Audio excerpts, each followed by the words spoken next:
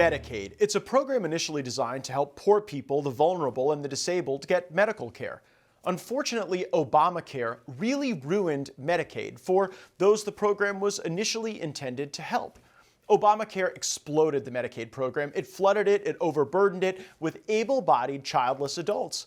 Many of these people could work and get health care through work, but they chose not to do so. The growth of this Medicaid program is driving a lot of spending at the federal and state level, and the entire incentive in Medicaid is to spend more money at the state level because that's how you get more federal money. Take Ohio, for example. Every dollar Ohio spends on Medicaid, they draw down $1.84 from the federal government. So if Ohio finds a way to spend $1 less, they're actually taking $2.84 out of the state budget. This has actually reduced the incentive to find cost-effective solutions to root out waste. But one Ohio lawmaker is looking for waste anyway, and he may have just hit the mother lode. According to Breitbart, Ohio Republican State Representative Mike Dilla has discovered billions of dollars in medical waste. Dilla used LexisNexis to assess that Ohio had been enrolling hundreds of thousands of ineligible Medicaid recipients in the aged, blind, and disabled category. Benefits are supposed to be means tested in those categories. In fact, millionaires were being enrolled. If the proper means test was applied, federal taxpayers would save billions, and Ohio taxpayers would save hundreds of millions. That's an incredible amount of money. So Representative Dilla tried to get the Ohio Division of Medicaid to enforce their own rules to stop these unlawful expenditures. They blew him off. Because, like I said before, the perverse incentives we have actually discourage states from finding savings. Absurdly, Ohio's Medicaid operators are adopting an ostrich strategy, putting their head in the sand. They've literally told this well-meaning, thorough lawmaker that they couldn't verify what LexisNexis was saying about the assets of ineligible beneficiaries, so they just didn't try. Ohio State Representative Dilla joins us now. So, Representative, how did you come to look for this waste in the Medicaid program? Well, Matt, thanks for having me. I'm the vice chairman of the Finance Committee this time around, and I'm back here in the legislature. I've served here previously from 2011 to 2016, so I'm not new at the job, but I'm new in this position. And given the fact that Medicaid comprises about half of our state budget, we really wanted to take a look and see how we're spending these dollars, both the ones that you referred to that are drawn down from the federal government, and as importantly, the general revenue fund dollars that come from Ohio taxpayers directly. And when you started looking into things, what gave you a sense that things were awry?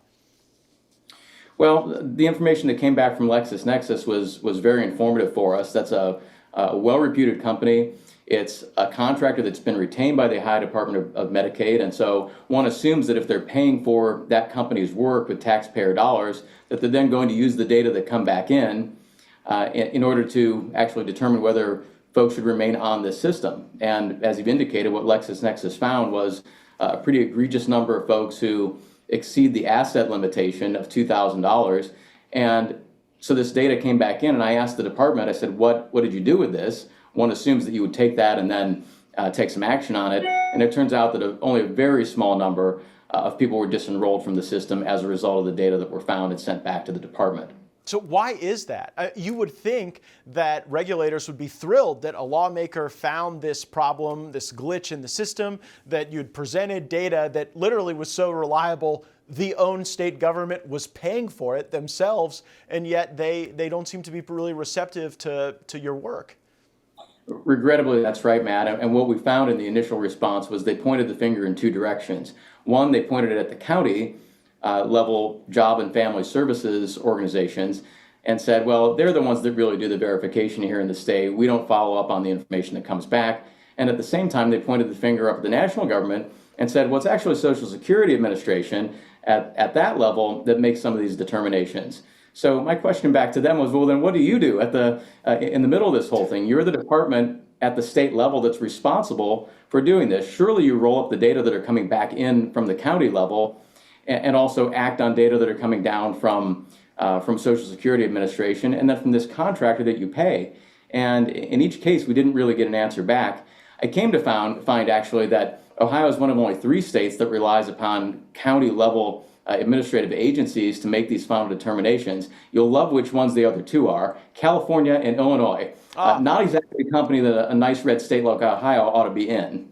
No question about it. That would be the approach you would take if you purposefully didn't want to find the fraud. But feel free to opine on my theory that oftentimes regulators don't want to reduce spending in Medicaid because they don't want to impair the federal drawdown. Do you think I'm onto something there? I think you're absolutely on. We saw this even with the expansion population, and this was not an investigation that looked at what's called the Group 8 expansion population, which I also was opposed to the last time that I was here in 2013. But I think that's the case for a lot of these types of dollars where there's a federal match. We hear it not just in the entitlement programs like this, but other things where there are federal dollars that are in the offing. We heard this with the ARPA dollars, other times that there's federal money that gets drawn down.